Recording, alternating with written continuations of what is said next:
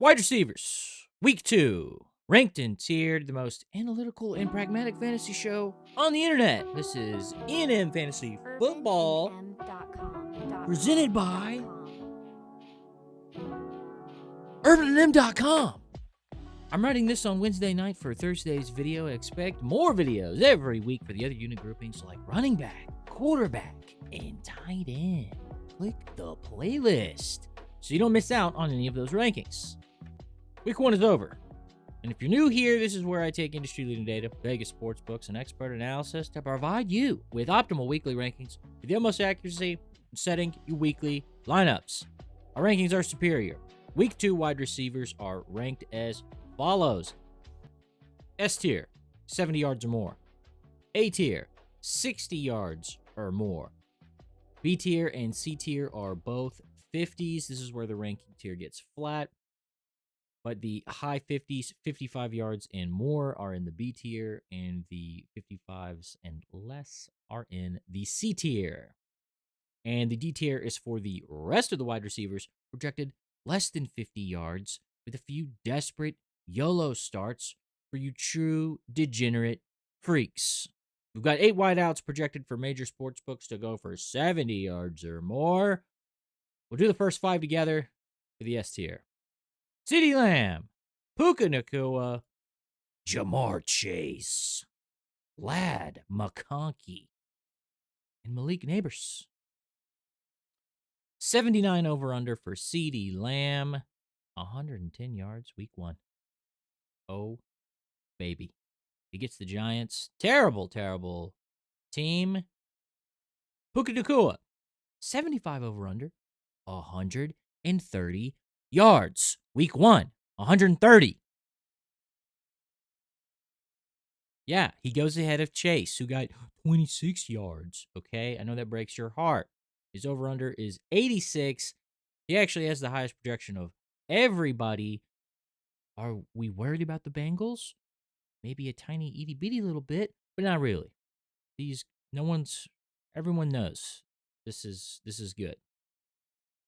This is good. Like the video. Subscribe. Ladd McConkey, 70 over-under, 74 yards week 1. Malik Nabers, 71 yards week 1. 80 over-under. 80 over-under. So absolute units, absolute champions out here. These are the guys projected for the most yards. There's a few more. Don't get your panties in a wad up in your butt crack.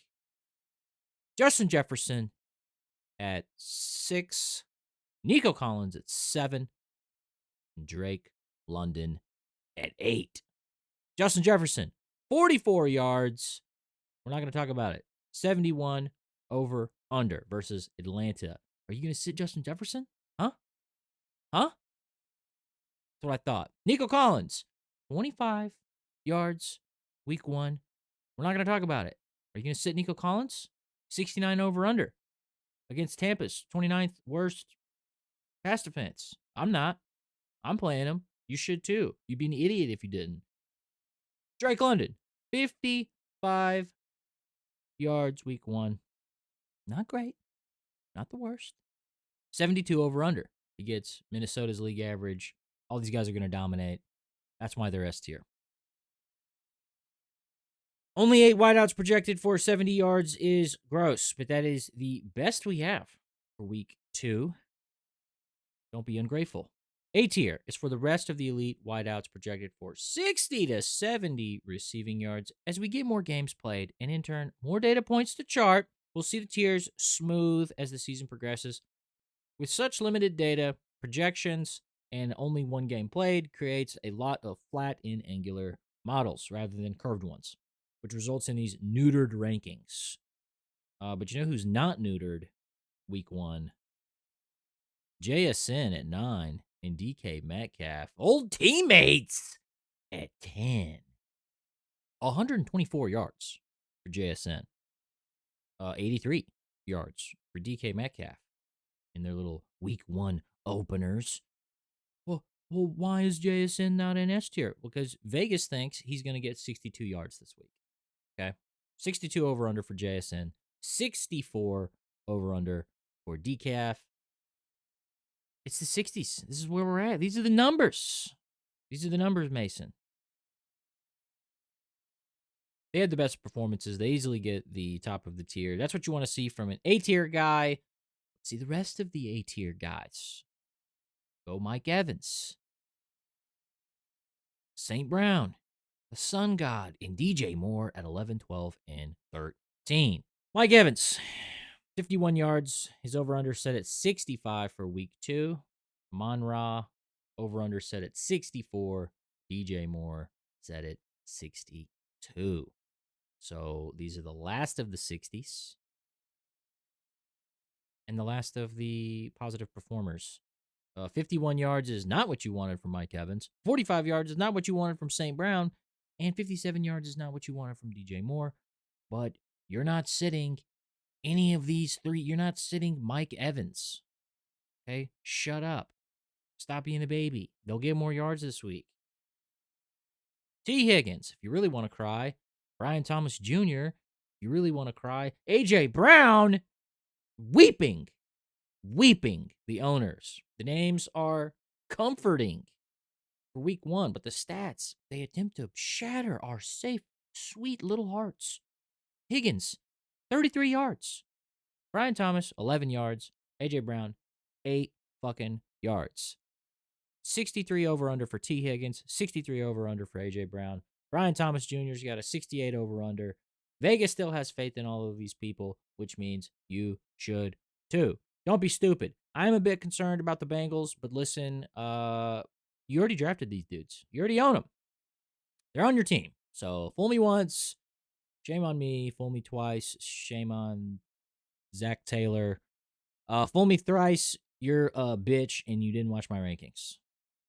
The B tier begins with more starters, but with projections for 60 to 55 receiving yards. There's 8 more. And to be honest, you really want your 2 starting wideouts to be in the top 24. So hopefully, if I haven't got your guys yet, they're coming up. And we'll kick it off at IrvinandM.com. IrvinandM.com is my company my best friend and I started in 2020. We literally make everything ourselves by hand. We have earrings, rings, necklaces, bracelets, tie clips, apparel, and more. Over a dozen curated gemstones and 100 handcrafted products. If you need a gift or something special for yourself, use the promo code in the description, find something you love, and buy it today. Now back to the video. Support me, support you. Shop at my store. You like spending money and looking your best. But if you don't, you hate yourself, you hate the way you look, you hate me, then subscribe because that's free. And no one hates free stuff. All right, focus. B tier. 55 to 60 receiving yards and a dream at 17. Zay Flowers. 143 yards. Hallelujah. Jacoby Myers. 97 yards week 1. Garrett Wilson. 95 yards week 1. Well, then why are they in the B tier? 59 over under from Vegas, 57 over under for Myers, and a 57 over under for Garrett Wilson. They get the top of the tier because of their performance. How many times has Jacoby Myers, Garrett Wilson, or Zay Flowers done this every week? None many times. That's how many. Or they would be up here in the fucking S or A. This is exactly what we kind of expect when we get into these lower tiers. More nuance. It's going to get gross. We're not ready to cry yet. The real crying hasn't begun. We're just getting started. These guys did great. They overachieved. They're a little up and down, but you're not worried yet. You're still feeling good, like Tedero McMillan and Emeka Mbuka. The rookies doing what's asked. I mean, 68 yards for Tet. He was definitely the lead receiver.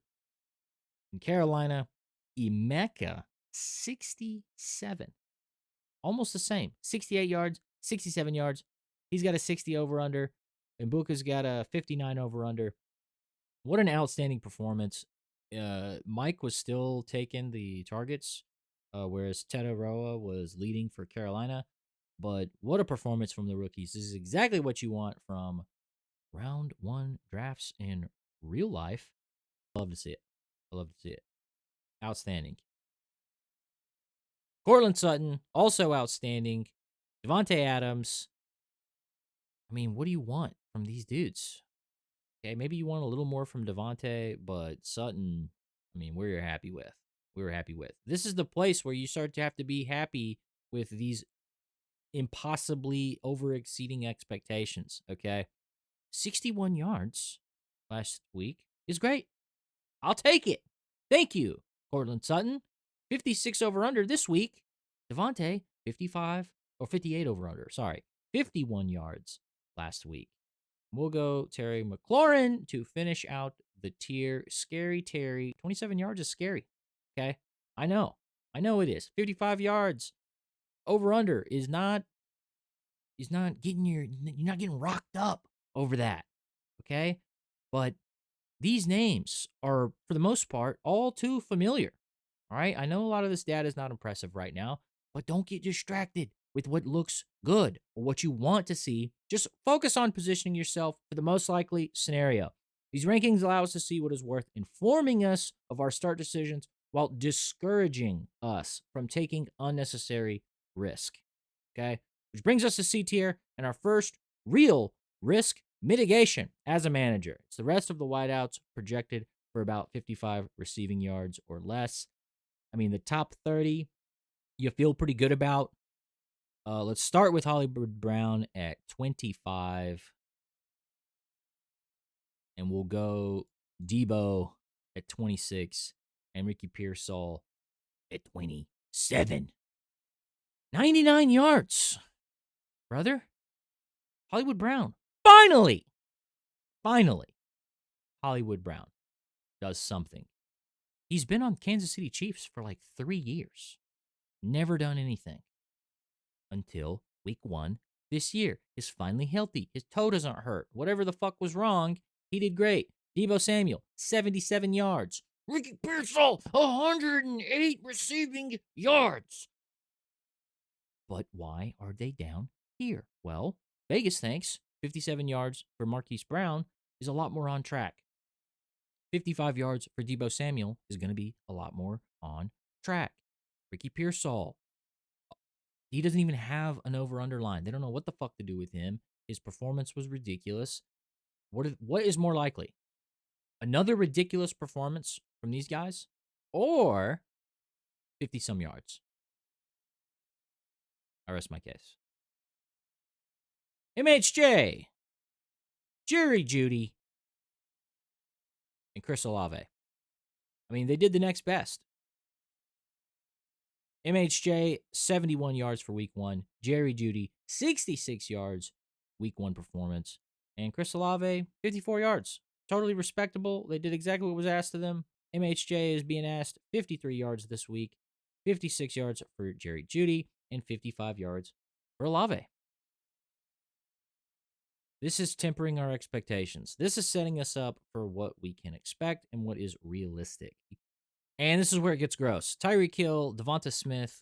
What the fuck is going on? What are we doing? What is happening? 40 yards, Tyreek. Is he leaving? Is he quitting? Where are you going? I need to know. But they historically lock him down. I don't know. It's a disaster. Dolphins are a disaster. No, I don't know what I'm saying. Devonta Smith, 16 yards. What the fuck? Very bad. Very not good. They're still Tyreek Hill and they're still Devonta Smith at the end of the day. We're not going to forsake them for everything. We're not going to forsake any of these guys just yet. Forsaking is for the D tier. That's what it's for. It's the 40s. Let's talk about the first 5, and then it truly is just the rest. This is where real risk, real dread, and suffering.